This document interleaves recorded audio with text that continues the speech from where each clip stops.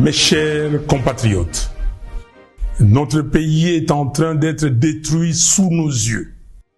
Il est impératif d'agir sans tarder pour empêcher l'irréparable, à savoir la balkanisation du Congo. Une menace imminente qui met en péril notre souveraineté. Nous n'avons plus d'autre alternative. Il est temps de sauver notre nation du spectre d'effondrement. Depuis le 30 juin 1960, notre pays n'a jamais affronté un défi aussi existentiel. La guerre qui ravage actuellement notre territoire menace l'unité de notre nation. Dans ces contextes d'extrême urgence, la cohésion nationale doit s'imposer comme notre priorité politique absolue. Chaque jour, nos villes, nos territoires, nos villages et nos provinces tombent sous le joug des agresseurs, tel un héritage laissé à l'abandon. Combien de morts faudra-t-il encore pour que nous prenions pleinement conscience de l'urgence d'unir nos forces, de transcender nos divergences et de trouver une solution pour préserver les 2 345 410 km² de notre territoire. La balkanisation du Congo, insidieusement orchestrée sous nos yeux, ne saurait être tolérée.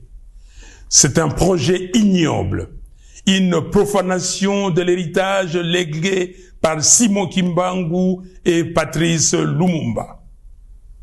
Aujourd'hui, plus que jamais, il incombe à chaque Congolais d'assumer sa part des responsabilités dans la lutte pour la sauvegarde de notre pays. Cette guerre, ces souffrances, ces vies fauchées en grand nombre nous enjoignent à un profond changement d'attitude. Nous ne pouvons plus nous permettre l'inaction ni la complaisance. Il est de notre devoir de contrer ceux qui cherchent à diviser notre peuple et à nous précipiter vers notre propre perte. Face à l'ampleur du désastre, la division interne est un luxe que nous ne pouvons plus nous offrir. L'initiative congolo-congolaise, que nous qualifions de processus de Kinshasa, proposée par la CENCO et l'ECC, constitue une opportunité historique pour mettre fin à la guerre et reconstruire notre pays. Ce projet ne se limite pas à un simple appel à la paix. Il incarne une profonde refonte de notre approche politique, une véritable révolution dans notre manière de vivre ensemble. Je lance donc un appel ferme à tous les Congolais, quelles que soient leurs appartenances, à se rallier à cette dynamique de réconciliation et de cohésion nationale. L'heure est à la responsabilité individuelle et collective. Il est temps d'agir pour sauver notre pays.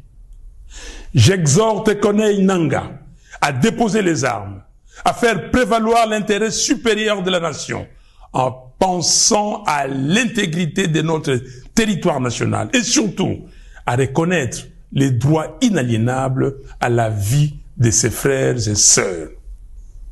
J'en appelle à Joseph Kabila afin qu'il se remémore tout ce que le Congo lui a donné et qu'il s'engage résolument en faveur de la paix.